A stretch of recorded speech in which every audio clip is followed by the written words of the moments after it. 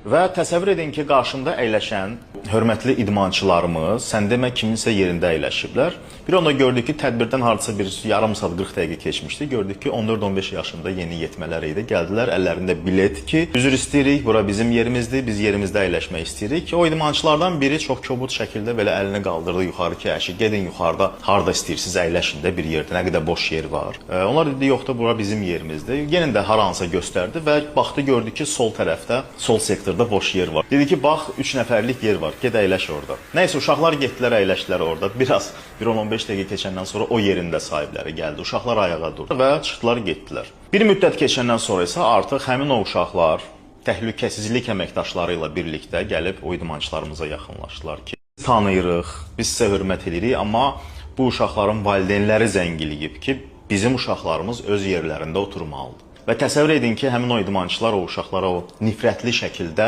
baxa-baxa durdular, yerlərini tərk elədilər və həmin 14-15 yaşında olan uşaqlar əyləşdilər, rahat tamaşa etdilər. Sözüm canı ondadır ki, hörmətli tanınmışlar, idmançılar, publik şəxslər, tanınırsınız, hörmət eləyirik, bayrağımızı qaldırırsınız, sizinlə fəxr edirik. Amma inandırım sizi istər tıxaclı yollarda, sıra mədəniyyəti pozularsa, istər hansısa marketdə, hava limanında, nə bilim, növbəli olan yerdə o sıra mədəniyyəti pozularsa, bu tip böyük tədbirlərdə öz yerinizdə deyil, başqasının yerində əyləşib də get başqa yerdə əyləş deməklə o qazandığınız hörmət, həmin o izzət bir saniyə içində yox olur. Bütün tanınmışlarla demək istəyirəm ki, əziz dostlar, kənardan bax, belə gülünc görünürsünüz.